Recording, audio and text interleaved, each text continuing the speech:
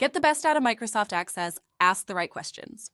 Welcome to this video. We are going to look at some of the more common queries used in Microsoft Access. We hope you like this tutorial. Please like and subscribe. Hi guys, welcome to this session on Microsoft Access. In this module, I want to have a look at how to do parameter queries.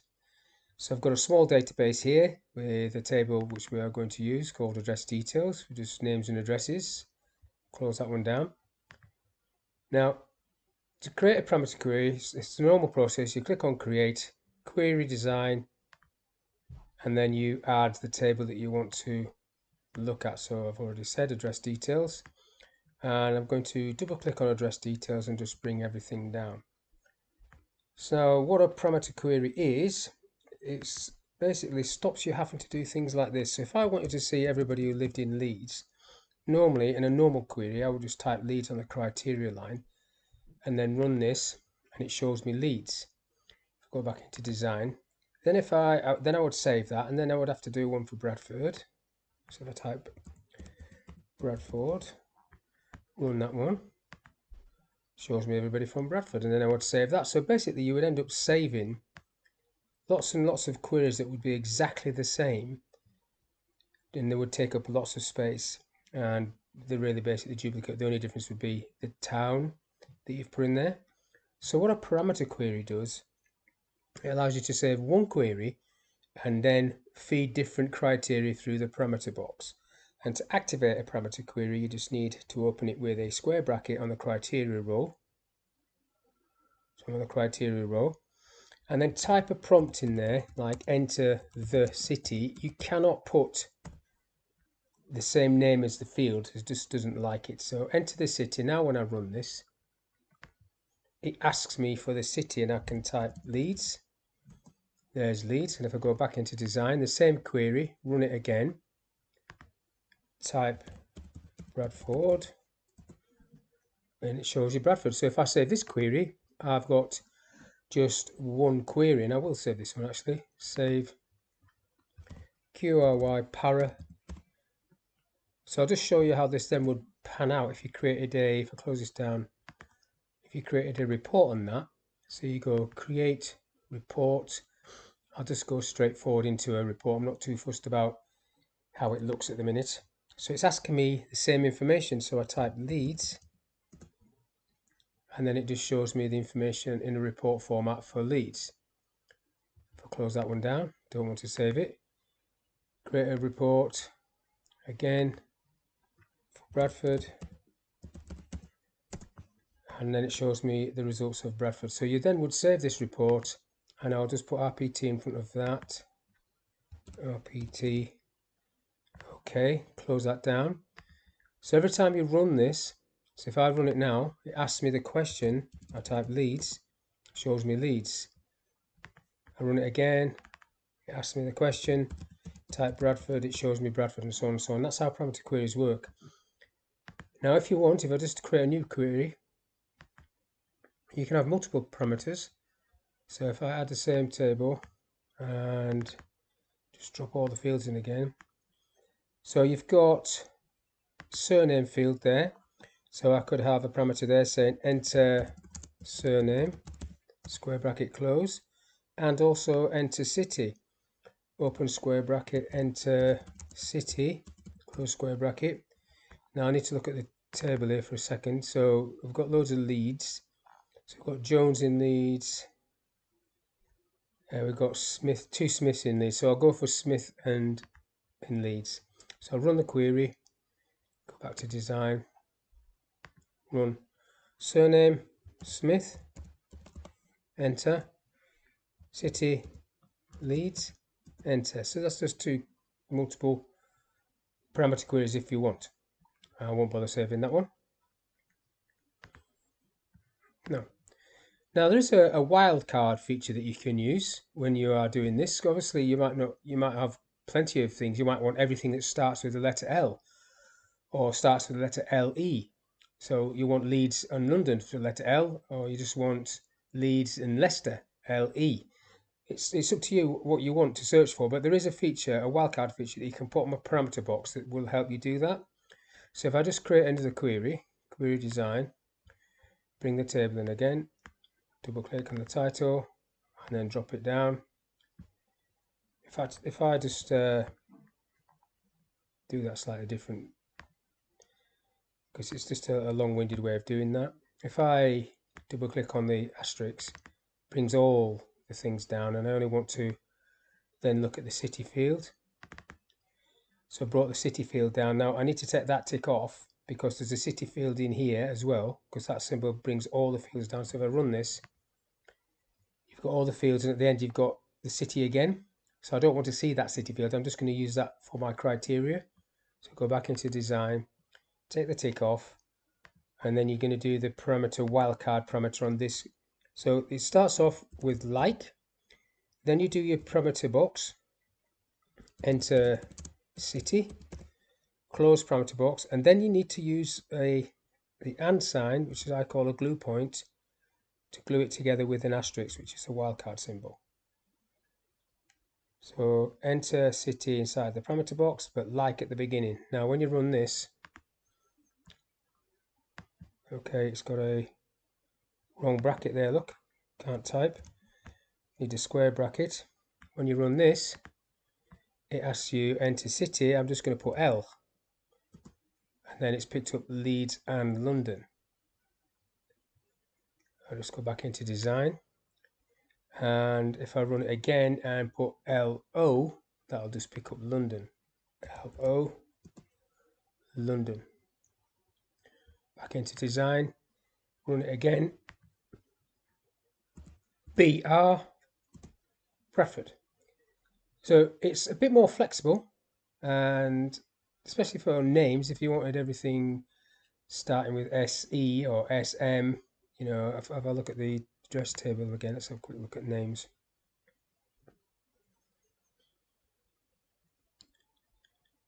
We haven't got anything that's got the similar sort of name starting off. Let's do another record. So you get the idea. 16, Mr. Dave Blue. That'll do. Stupid name, but there you go. We've got something now. So if I go back into design on this and just change this around to the name, surname field, and enter name, that would have to be now. And then when I run that, so BL, it brings in black and blue. So that's basically a parameter query, and that's the wildcard on a parameter query. So hopefully that was of use to you, and I will see you on the next session. Thank you for your time. In this module, I want to show you how to use the between and query. I'm going to show you two examples, one with a parameter query and two just with the between and by itself. So first of all, let's have a quick look at the tables. If I open this table, I want to know hours worked. So I want between and to tell me if I set, for example, show me everybody did between 10 and 20 hours, I want it to pick up these two records. That's what I'm going to do. So let's close that for a minute. Then we go create, query design, and we'll just drag that table on, or you can add the table. I'm going to double click at the top and drag and drop the fields in so I get them all into the query by example grid, and I can get rid of all this stuff. I don't want to do that. So it's the planned hours. So if I go into the criteria row on planned hours, I need to zoom that up a bit. So that is Shift F2 on the keyboard will give you the zoom box. And then between and. So the straightforward between. So between, I'm going to put 10 and 20. Between 10 and 20. And then I'm going to run that query. And I get those two. That's great. And I could save that query and it would always give me between 10 and 20. The problem with that is, if I want to change the parameters, I have to come back down here and change that to 30 to 50 or whatever I want to change it to. So it's not the best way to use the between and query, I don't think. Now, just to recap, and I've done this on a previous video, if I get rid of that, you can use a parameter query, which is a square brackets, these square brackets like this. and it allows you to change the parameter each time the query runs. And if I just get rid of that one for a second, I think I've already got it on one of these, like this query para name. So it's asking for the name. I type a name and it gives me that name. And if I go into design on that one, just to remind you, that is where you are typing in this information in the query criteria line, enter name, just a prompt. So that's what I'm going to do, but I'm going to do it with a between and. Yes, I do want to save that. So back under planned hours, Shift F2 to zoom up. So this time I type between, and then I put in square brackets the prompt. So that's just going to be enter, in this case, first number. That is what is going to come up in the parameter box, first number. And second parameter box is going to just say enter second number, and that's what's going to come up in the second box. And then you close the square bracket and you just check you haven't done any typos, and then OK, and you get that sitting in the criteria line. Now when you run this query, if I click on run, that box comes up. So whatever you put in the prompt, as long as it's not planned hours, it can't be the same name as the field. So as long as it's something different, you can then fill it in. If I press enter or OK, enter, there's the second number and it gives me the same answer, planned. But the difference here is if I go back into design and run it again, and if I go 20 as the first number and 50 as the second number, it gives me a different list. So every time that I do that, I can type in a different series of numbers, 5 to 10. I don't know if there is any, just one, and that's the 10. Now if I save this query, so if I close this down, yes, I do want to save it. I'll call it QRY planned hours, and then close that. And what I'm going to do now is, where is it?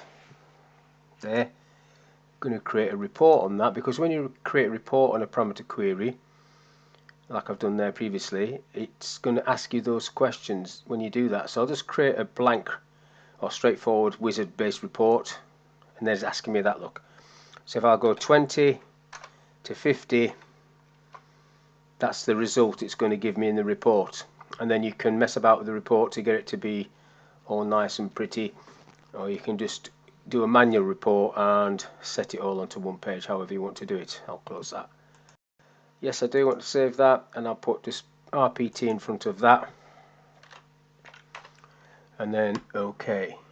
So that's basically how you can use between and in a query by itself. Not recommended, I don't think, but when it's between and is with the parameter boxes, highly flexible, very useful. So hopefully that was of use to you. Thank you for your time, and I'll see you on the next one.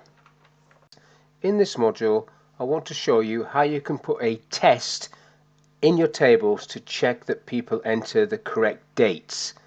I also want to show you what happens if you do not put a data type to date time and then want to use it as a date.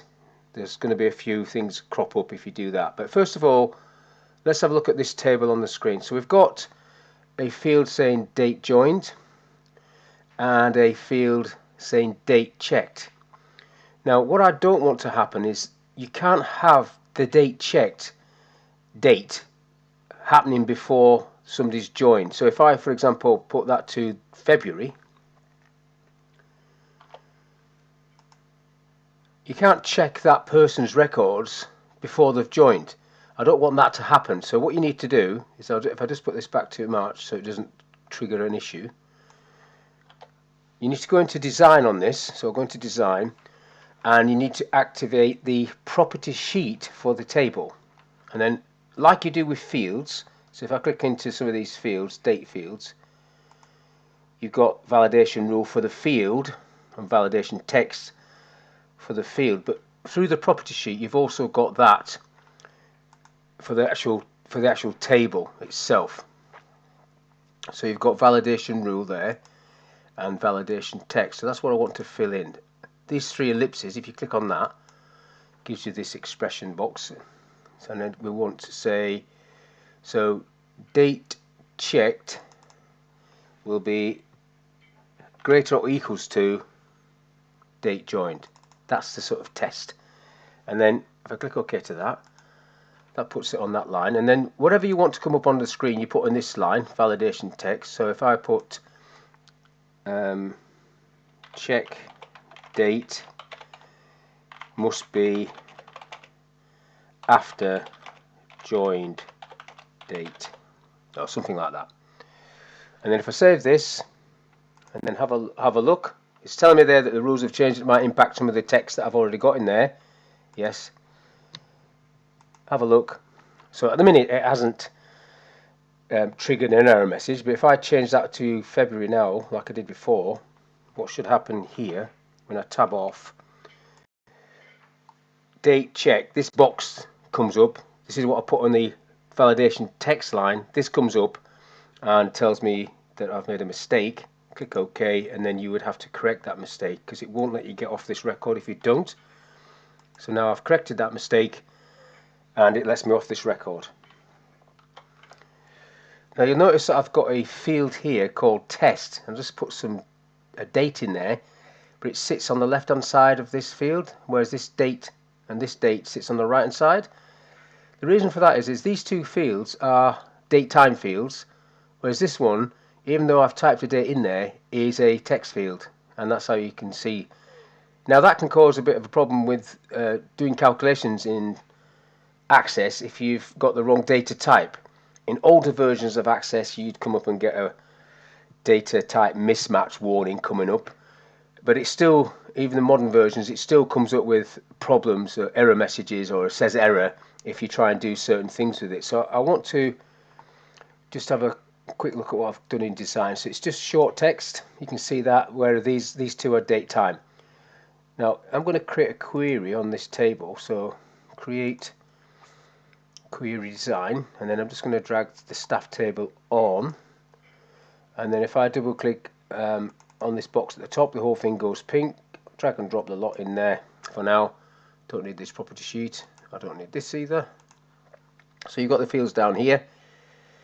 So a normal query, when you want to do a query on dates, if the computer or Access recognize the field is a date, what it will do is it will put hashes around it. So if I put, this is date checked by staff, so if I put let's have a quick look at the dates. Date checked, everything after 2021, greater than 2021. So if I go back in there, all you do is do the greater than sign, and then I'll do the first of the first 21. Now when I click away from that, you see it puts these little hashes around it. That means it's recognizing this field as a date field, and then when you run that, you get the answer there. That's everybody. If I change that to 22, run that again, I only get one person, but it's working, it's doing the job. Now if I come back and get rid of that for a minute, so all the date functions and functionality will be available on these two fields. Now this one that has actually got a date in it, if I put greater than the first of the first 21, when I click away from that, you don't get the hashes, so it's not recognizing that as a date field. You've got the little quotes around it. If I run it, in the modern version it still works, but that doesn't mean this is a good practice to do, because if I now go and do a different type of formula, not a query, not a question as such, but a formula. Let's go in here, I'll call this duration or something like that, colon. Now I can't really see what I'm doing, so I'm going to use my shift key and F2, which will zoom that box up. So what I want to put in there is date checked in square brackets minus in square brackets date joined. Now that should work because they're both date fields, and date fields are just numbers. If I click OK to that and then run that, it comes up with an answer. doesn't make much sense at the moment, but that's an answer. There's no error messages there. Now, if I use this field, if I wanted to know that test between date checked and test as a calculation, if I go back into there, if I just change, let's just zoom this up again, Shift F2. So date checked minus date joined by test, I'll do minus test. That'll do. Okay, it lets you do it.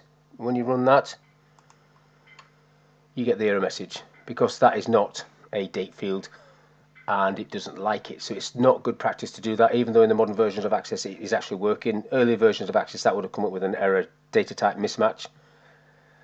Anyhow, but let's go back and get rid of that. So I just wanted to show you what the implications are of things like this. Now on these other fields you can use the between and and query. You can also use a between and and query with a parameter query. So if I just do that one just to show you, so if I go Shift F2 so I can see what I'm doing, so it's going to be between is the word, and then the parameter query is triggered by a square bracket, which you need to do a prompt that's going to come up on the screen. So enter the first date is what I'm going to put, square bracket, and then you do the and square bracket,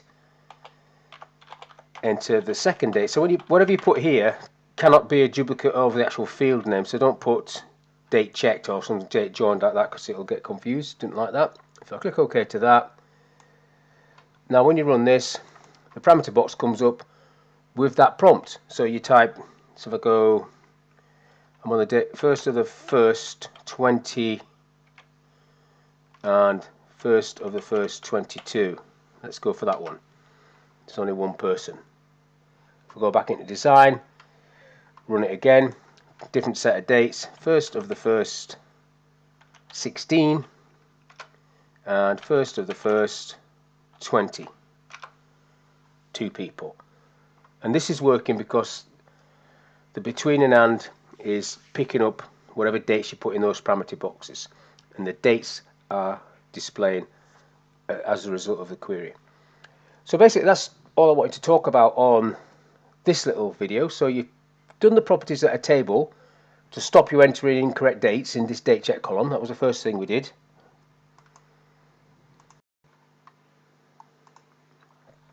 On the property sheet there, this data validation, and then we had a quick look at what happens with date fields in queries, that you should really be seeing the hash key when you do a criteria for a query. If you're seeing quotes, it's seeing that as a text field, which means you've got to change it in here to date and time, and then you'll get the right answer. Same thing will occur with currency and number fields. If you've left them on text and you try to do a calculation, it's going to come up with a data type mismatch error message. So hopefully that was of use for you. Thank you for your time, and I'll see you in the next one. In this module, I want to show you how to create a duplicates query.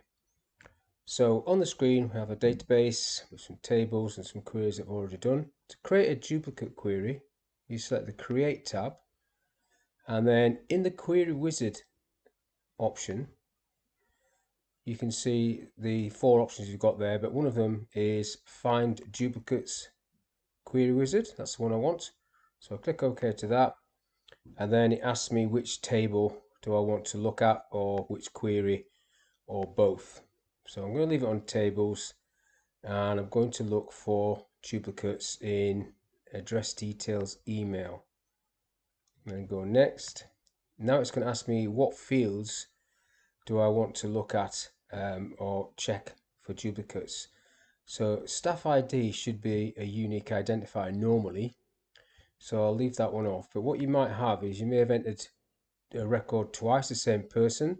So if I add the title, first name and surname, that's what I want to check. And then when I go next, I also then want to see the rest of the fields to see if it is the same record or slightly different. And if it's slightly different, I will have to find out which is the correct address. So I'll just add the rest across, and then I'll go next, and you get this as a name. I'll leave it as that. View results, and then finish. So here we go, there's quite a lot of duplicates on this one. So Alan Jones, staff ID 8, so that's obviously the staff ID field in this table. If I have a quick look at it, is not a primary key, which means you can have duplicates. So that is a mistake in itself. So I'll just close that down. So that one is a duplicate. However, the city is different. So what you have to do here, the postcode is a Leeds postcode. So the chances are, and that is a Leeds phone number as well. So the chances are this is a mistake. That should be Leeds. So before you delete that record, you will have to check that detail to make sure this is actually a different person. And because that's not unique, it makes it a bit more difficult. This one is identical, so I can get rid of that. The date joined is slightly different, quite a lot different actually. So again, you need to find out which one's correct, but I will just delete that record. Yep. And this one, same thing, you've got Bradford and Leeds. So I'm just going to delete these, but you would have to check these before you delete them because they're not exactly the same. I will delete that Bradford one. Okay, so if I close that down, now what you do, that's automatically saved. If I run it again, I don't have any duplicates. So what I'm going to do is create and that's how you should have it. So you don't want any duplicates whatsoever. So if I close this one down and then create a duplicate record, but before I do that, I'm going to do a primary key. I'm going to change this to a primary key. So if I go back into there, set that as a primary key, and then save that, and then have a look, and then just copy one of these records. So this, I'll copy this last one.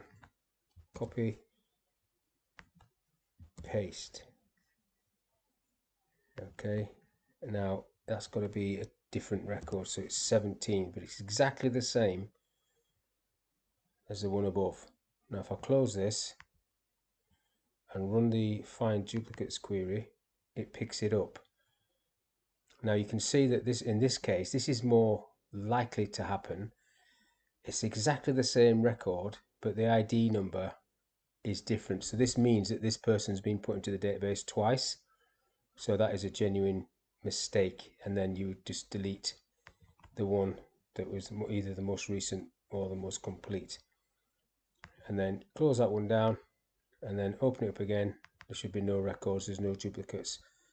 So that's how you create a find duplicates query, and that's how it works. So hopefully you found that interesting, and I'll see you on the next one. Thank you for your time.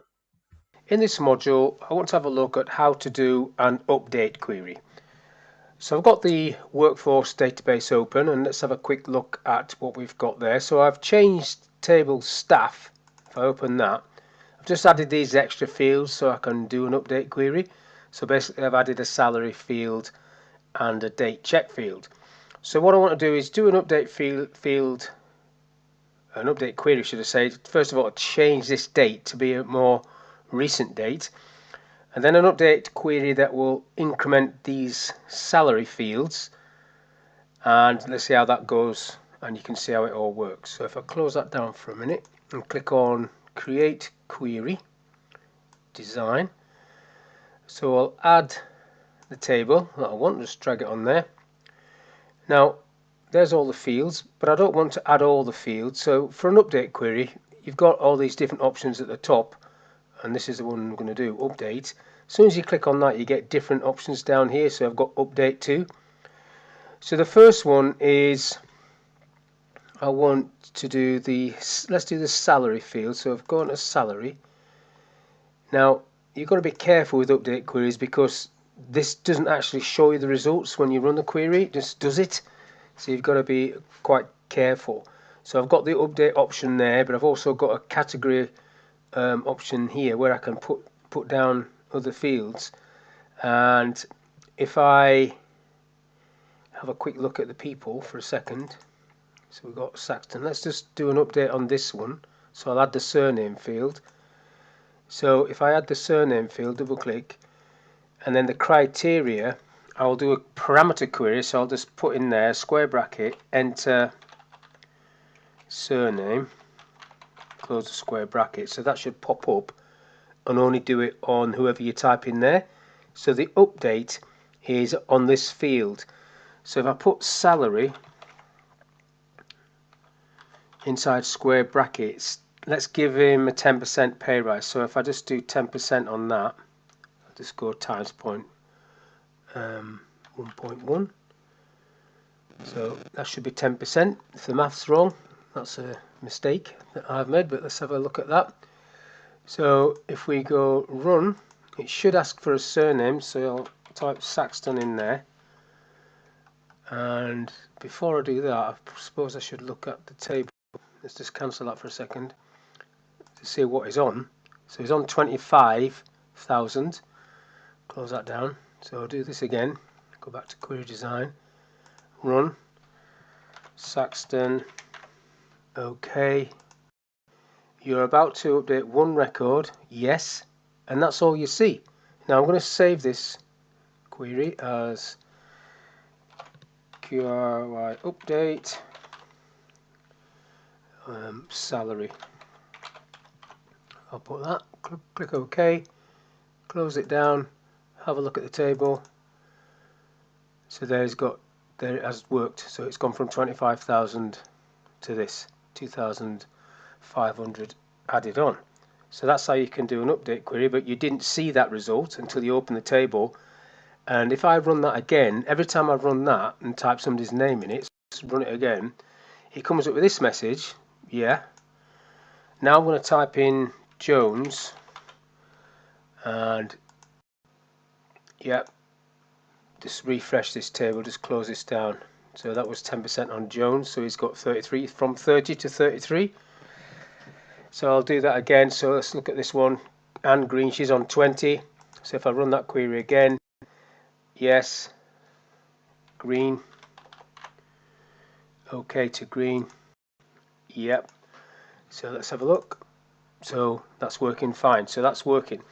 Now I want to do another update that's going to update this date check field. So that's obviously the 1st of the 1st 2021. We're approaching 2022 now, so let's just do another one. Create query, bring the table in and change it to an update query. So it's update. So the field is going to be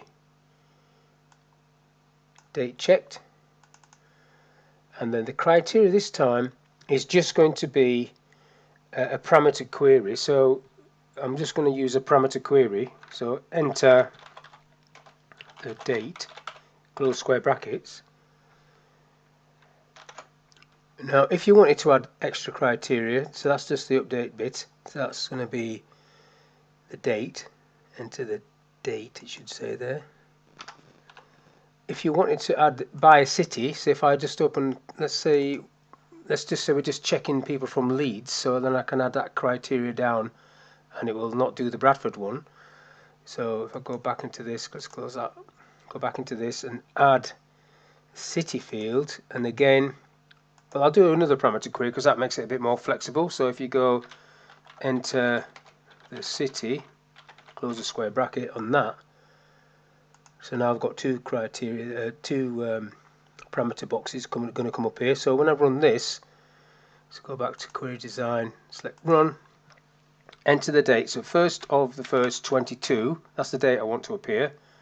I know we're not there yet, but and then just for Leeds,